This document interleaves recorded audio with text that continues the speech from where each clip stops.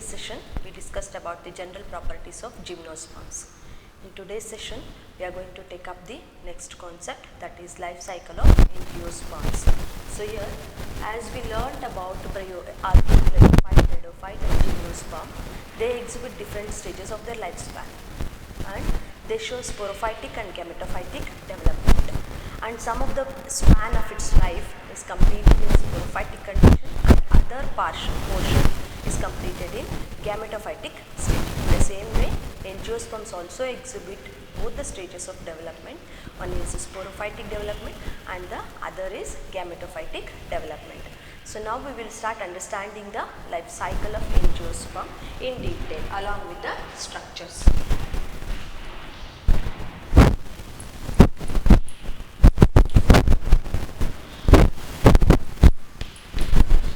Life cycle of angiosperms.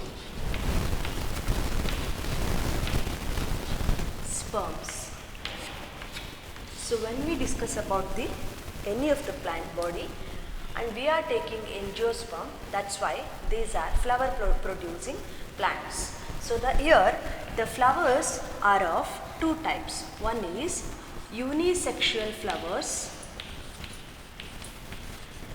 and other is bisexual flowers. Bisexual flowers. What is the meaning of unisexual and bisexual? When the flower possesses only androecium or male structures, male parts, and that is said to be bisexual. And when it contains both the sexes, that is male and female, in single flower, those type of flowers are considered bisexual. Take for example papaya or maybe pomegranate, which shows the presence of male and female flowers separately. Male and female sex organs will be present in separate flowers, and those type of flowers are said to be unisexual. And when it comes to hibiscus, one example, hibiscus, they possess both male and female gametic structures or sex organs in one flower, and those are said to be bisexual flowers. So here I am going to take up the bisexual flower, and the example is hibiscus. Hibiscus rosa cyaneaceae is its scientific name. Hibiscus rosa cyaneaceae is its scientific name, and here the flower structure resembles the appearance like this, and this is a thalamus portion. This is a thalamus portion, and the region where the thalamus is there, in this a portion for the stalk of the flower, and later a small greenish colored leaf like structures present near the thalamus region and are said to be sepals. Sepals, and it is also called as calyx. Calyx. And these are 5 in number. Depending upon different flowers, the number will be changing, but when it comes to hibiscus, there are 5 sepals will be there. They are greenish in color, just small leaf like structures. And later on, the next structure which is arising upon the thalamus and is a colored orals. Colored orals.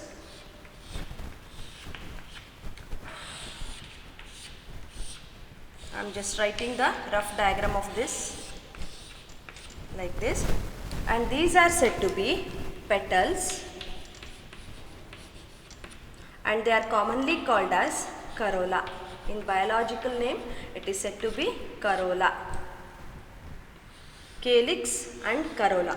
Please don't get confused over here. Sepals are greenish in color.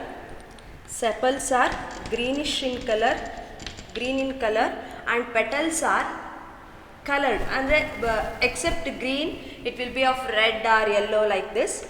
Other colors will be there for petals other than green. Petals other than green of any colors. Sepals, it is always green in color. And these are said to be non-essential orals. These are said to be non-essential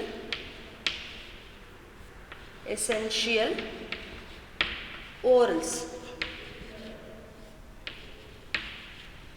And as because there is no requirement of these structures during reproduction process, that's why these are said to be non-essential orals. And rather than this, there is a presence of essential orals also. It is of two types. And as it is bisexual flower, one portion which is arising from the thalamus region, and at the end there is a presence of button-like structure are there. Button-like appearance will be there, and this is called as pistil or carpel. Pistil or carpel, and it is a portion of gynoecium. Gynoecium, a female reproductive structure which contains, so say for example, the region where the structure starts its origin, there will be a presence of, inside this, there will be a presence of ovary within this, and inside the ovary there will be a presence of ovules, and inside the ovule there will be a presence of egg cell. So ಒಳಗಡೆ structures ಇದೆ ಅಂತ ಅನ್ಕೋಬೇಡಿ. It is very easy to understand when I write separately. This is a egg cell, and later within this structure only there is a arising of male gametic structures, and are said to be androecium,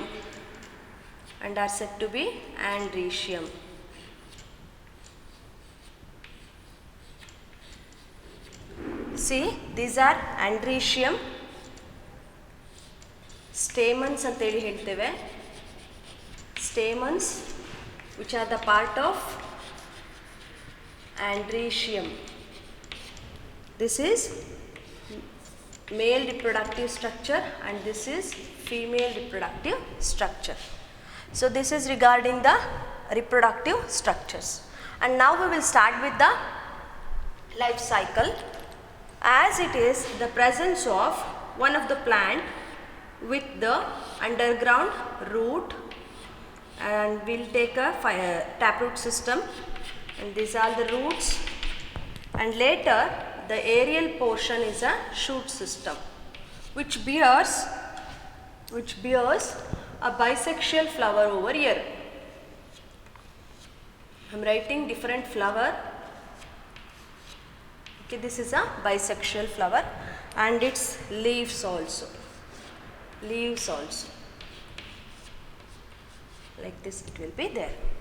And from this flower there will be a presence of two structures which are origin, starting here.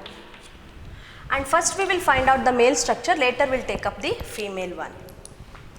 And when we start with the analyzing of androecium, so this androecium, it consists of, these are also called as microsporophylls.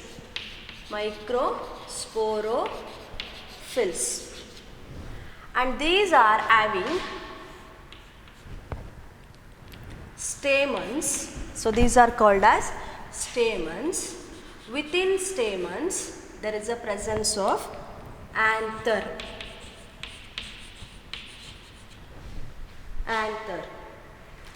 When we start analyzing with the structure, so this is called as a filament and these are the anthers. So these are called as anthers.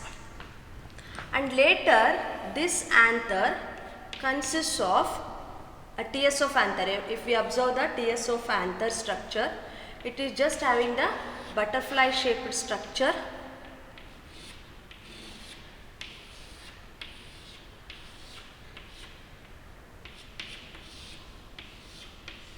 like this.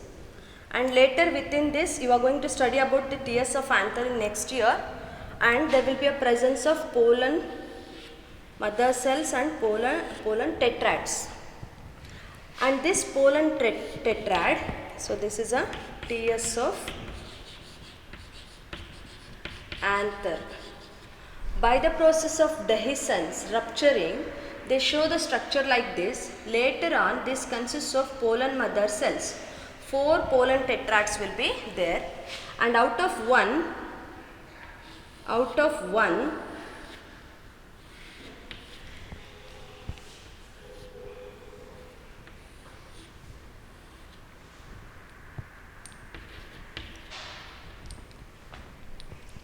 one there will be a formation of microspores.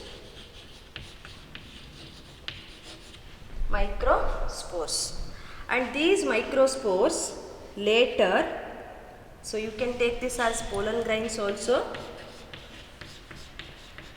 pollen grains, and this pollen grain is having the structure like this with the 2 layers. This is a one inner layer and is called as intine, inner intine, and outer exine.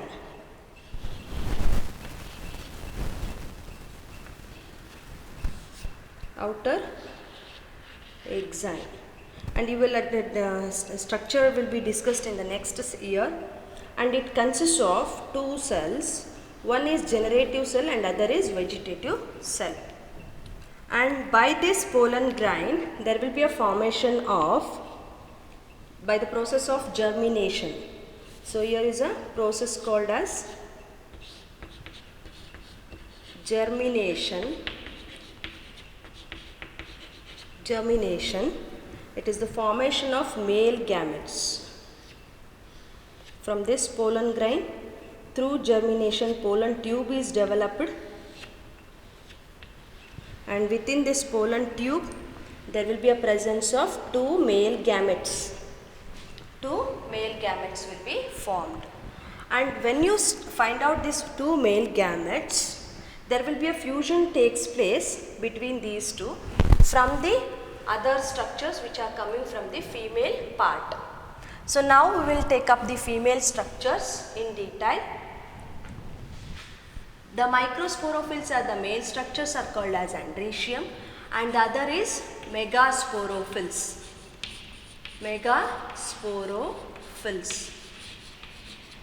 And from megasporophylls, within the ovary, this is the ovary part. This is ovary, and inside that ovule will be there. Ovule will be there. Within ovule, egg cell will be there.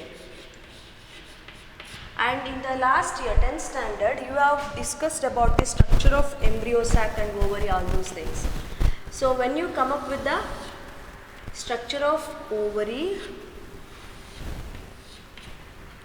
and embryo sac, so consider this as an embryo sac which is double layered, and with 3 of cells which are present at the anterior end are called as antipodal cells. Antipodal cells. And the next is a one cell which is present at the center and other 2 cells which are present next to egg cell. The other 2 cells are considered as a synergids, and the central cell is called as egg cell. Later on, within the center there will be a presence of 2 cells called as polar cells. And this is a structure of a embryo sac present within the ovary ovule. So ಇದರೊಳಗಡೆ ಇರುವಂಥ structure ಇದು. So here you have completed with the structure of egg cell. Within the ovary, as you mentioned earlier, so here it is a ovary and ovule part and the egg cell, all the things here, and you consider that ovule will be here. Inside the ovule, embryo sac will be there, and within the embryo sac, egg cell will be there. Egg cell will be present, and this egg cell, which is coming from the gynoecium part, the megasporophyll gynoecium part, this one will fuses with, egg cell will fuses with one of the male gamete, first male gamete,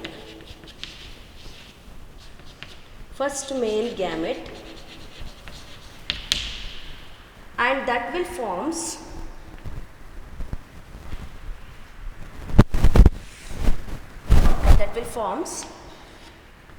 zygote.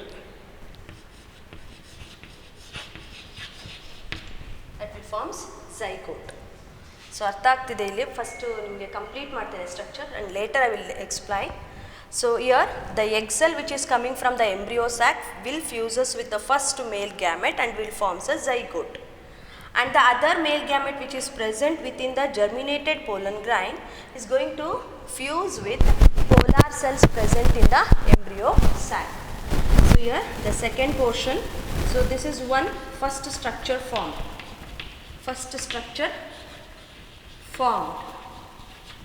right, and from this zygote there will be a formation of seed. First will be the embryo and later will be the seed. Seed is formed.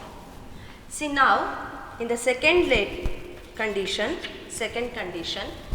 the one male gamete, second male gamete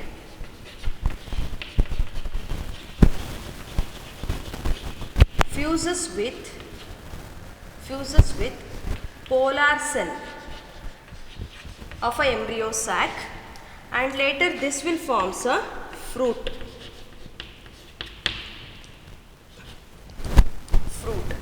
And here you can find that these are the seeds which are present inside the fruit,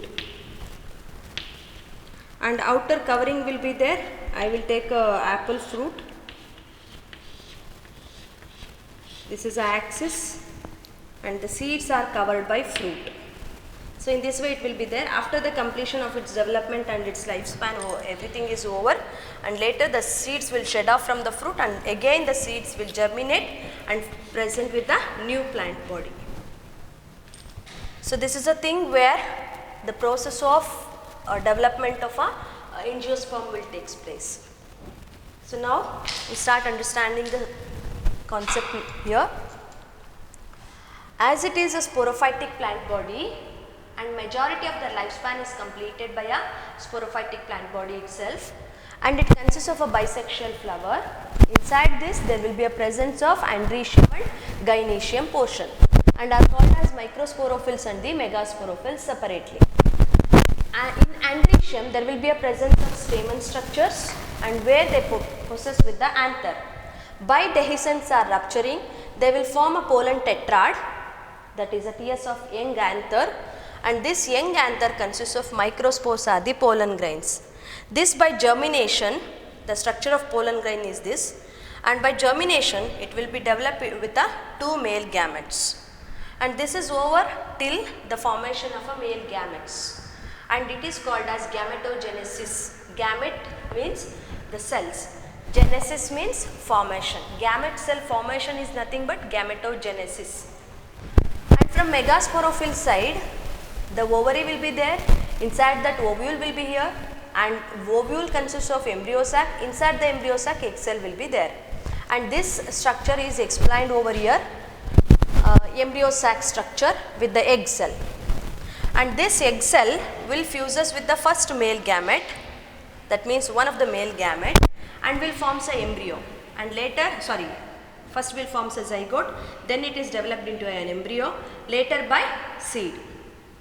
And we have one more male gamete, and that is fusing with the polar cell of an embryo sac. And this will result in the condition called as triple fusion. So here the fusion between second male gamete and a polar cell. So out of this, second male gamete will be one of the N condition, and polar cell is having 2 nucleus. So that's why 2N will be there. N plus 2N, it will become 3N. So that's why it is triploid in condition. And here in H cell, this is of N, and again male gamete is of N. So between these two, there will be a formation of diploid condition. So this is called as fertilization. Egg cell fuses with the male gamete is called fertilization, and the fusion between second male gamete and the polar cell is called as a triple fusion. So define triple fusion ante 1 mark question keltare. Okay. So in case of angiosperms only, there will be a formation of outer covering called as fruit, which is developed by the fusion between 3 nucleus, and that is called as triple fusion. So that's why it is said to be angiosperms exhibit double fertilization, 2 times fertilization agate ante heltare. So that is called the presence of fertilization and triple fusion is called as double fertilization. Artha agidiyalla? So regarding the life cycle of angiosperms. So you have to pause this video and write this neat diagram with all the labelings, and this will be asked for 5 mark question. So I am going to discuss with the economic importance of angiosperm. We know that angiosperms are flowering plants, and they produce many of the seeds and also fruits, and it shows many economic values. When we come to the fruit, it is of commercial value, and it is helpful for earning a lot of money from growing those type of plants. So commercial will be there, and it acts as a source of food when it comes to grains, cereals and all those things. And again we are going with the oil producing seeds will also be there, like sunflower, groundnut, right, yellow and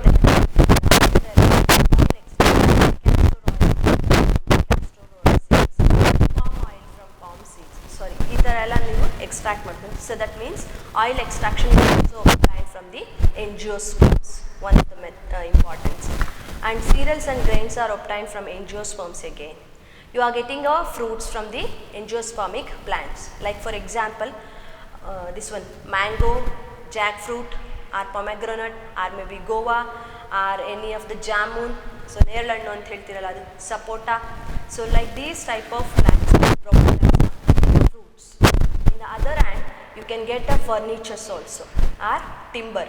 So wood extraction is also observed when it comes to the angiosperms. So these angiosperms will help in giving of timber, and later on you can able to extract the beverages also. So that means coffee and tea. So we are getting the beverages that may be of coke also. Coke kuda namage extract ಮಾಡ್ಕೊಳ್ಳಿಕ್ಕಾಗುತ್ತೆ. So these are regarding the beverages extraction. And when you come to the spices, so that means ನೀವು ಇಲಾಚಿ ತಗೋಬಹುದು ಅಥವಾ clove ತಗೋಬಹುದು, cardamom, clove. So these are the things we are getting as a spices. So that's why you can have many of the important economic importance when we go through the angiosperms, as they are spread all over the world with a wide variety of habitat. So I hope you understood about the life cycle and also the economic importance of angiosperm. Okay, thank you dear students.